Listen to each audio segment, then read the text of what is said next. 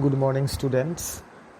Let us go back to the text of Vindication of the Rights of Woman, which we were discussing.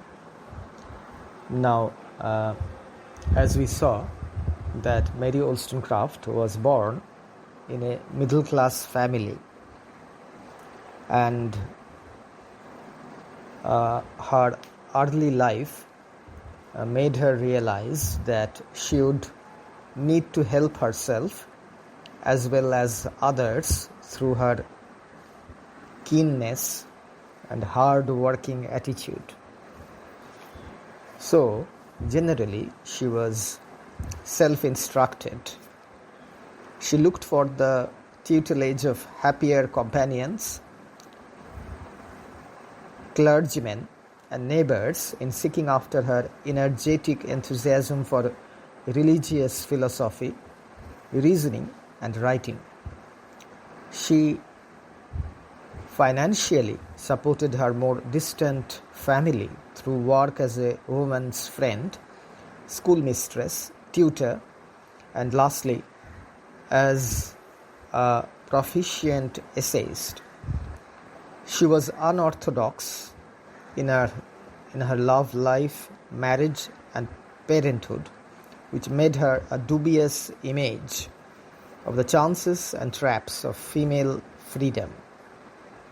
Wollstonecraft conquered the difficulties of life and became the globally famous women's rights advocate of the Enlightenment.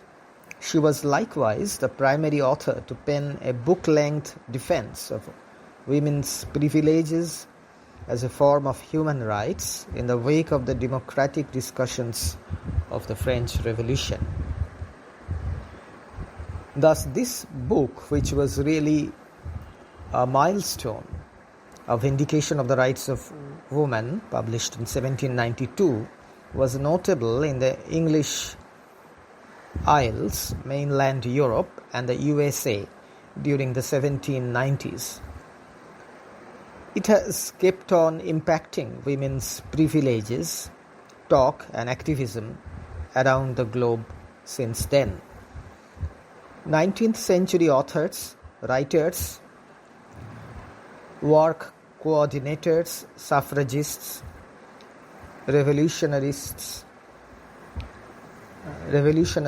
teachers, and feminists found in the content a rich asset for their contentious and activism concerning the advancement of social equity for women.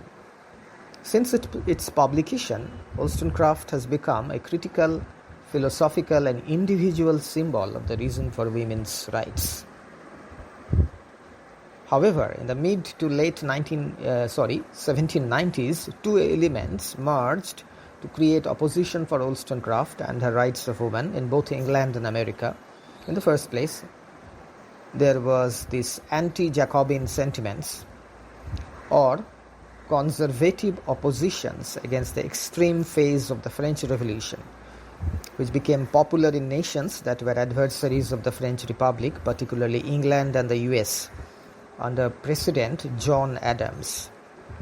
Since Wollstonecraft was a devotee of the beliefs of the French Revolution, she and her works were marked as Jacobin and depicted to the overall population as hazardous wellsprings of political insecurity.